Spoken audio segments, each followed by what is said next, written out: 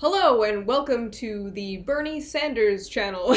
I'm sorry that every video has been about Bernie, but he's the front runner, there's a lot of shit going down, and so that is this channel currently. Welcome to Bernie Lit. So let's get it out of the way. Let's get the elephant in the room out of the way. This is a clip-on earring. My ear holes closed up years ago.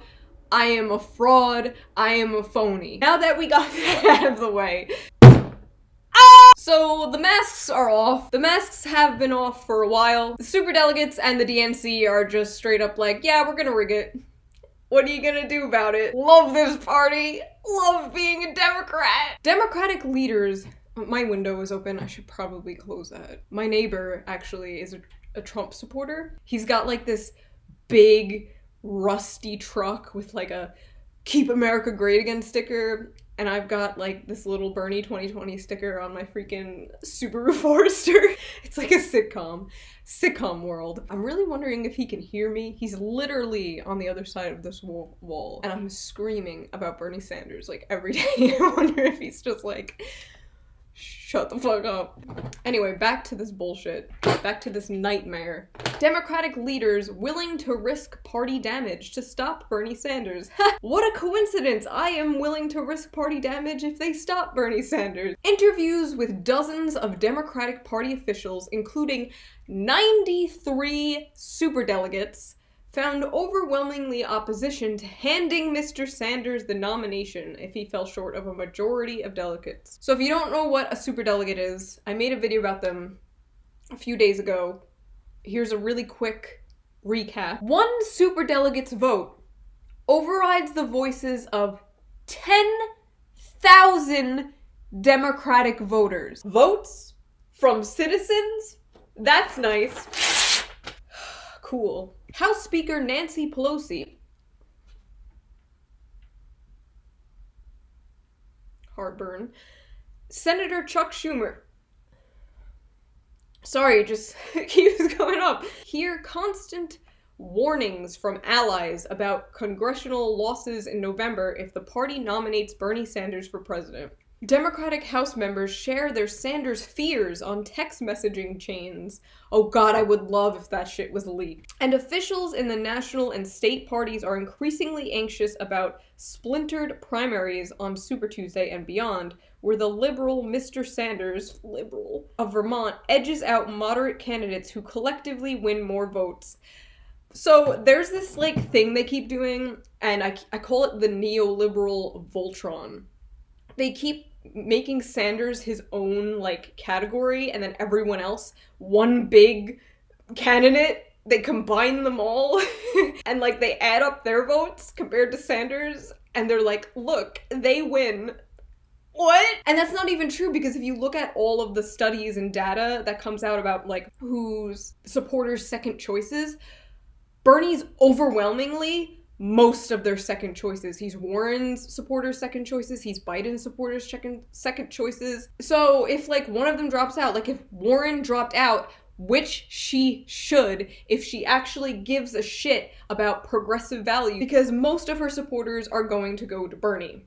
Which, by the way, I have to say, welcome Warren supporters, if you do.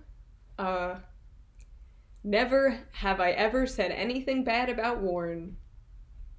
Just love her. Welcome. All of those moderates don't just go to each other. Most of them have Bernie as their second choice. So why the fuck you lying? Since Mr. Sanders' victory in Nevada caucuses on Saturday, The Times has interviewed 93 party officials, all of them superdelegates, who could have a say on the nominee at the convention, and found overwhelmingly opposition to handing the Vermont senator the nomination if he arrived with the most delegates. Such a situation may result in a brokered convention, a messy political battle the likes of which Democrats have not seen since 1952. We're way, why? You're getting nervous, man. We're way past the day where party leaders can determine an outcome here. But I think there's a vibrant conversation about whether there is anything that can be done. I got an idea. Maybe let the people decide. My mom is calling. Hello? Hi. well... Wait, I'm recording a video right now. Do you want to say anything to my audience? No. No? Okay. No. Have you been watching everything on TV? All the debates? Yes. I like Bernie. I like him too. Yeah. Everybody, they're all trying to stop him. That's the video that I'm making right now. Yeah, I like Elizabeth Warren too. Oh.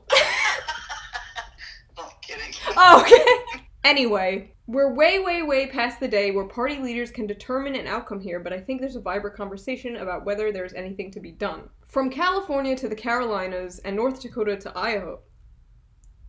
My brain just broke. Ohio, Idaho, Idaho. Party leaders say they worry that Mr. Sanders, a Democratic socialist with a passionate but limited supports... Bitch, where? He's the front runner in like every single state except South Carolina and Florida, I think. I'm pretty sure he's gonna lose South Carolina, by the way, and probably Florida, but he's the front runner everywhere. Okay, good English, front runner. He's a front runner, ooh, Mr. Obama. Bernie seems to have declared war on the Democratic Party. Good. And it's caused panic in the House ranks. Good. A number of superdelegates dream of a savior candidate who is not now in the race. Perhaps Mr. Brown, or maybe somebody who already dropped out of the race, like Senator Kamala Harris. They want Kamala back? Oh my god, they're so desperate. Representative Don Beyer of Virginia cast an even wider net, suggesting senators from Virginia and Delaware, along with Miss Pelosi, as possible nominees. They literally want their hacks to jump into the race. Oh, there was also this. I will say that Bernie is moving the goalposts. This is what people need to remember. The Democratic Party has a party. The party decides its nominee.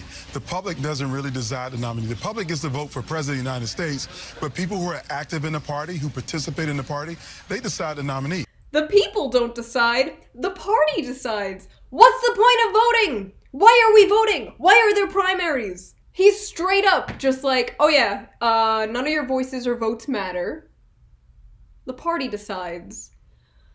If they actually do this, like I've said, there are going to be riots, and I do not blame anyone, and I don't want to see any of the usual subjects when all this finally comes to a head. Their only commentary of this being, the left has gone crazy. I don't want to see that shit. This is serious. This is democracy being fucked with. There's nothing, we are so beyond cucked by the Democratic Party. There's nothing we can do. We can't even sue the Democratic Party because we've tried that already. And, you know, as I've said before, what did they say? They said they are a private corporation who don't have to follow their own rules. I get some, like, conservatives who kind of make a joke like, this is what happens when you put the government in charge. The DNC isn't the government. The DNC is a corporation, and they use the libertarian excuse of, we're a corporation, we can do whatever we want. Hell fucking world.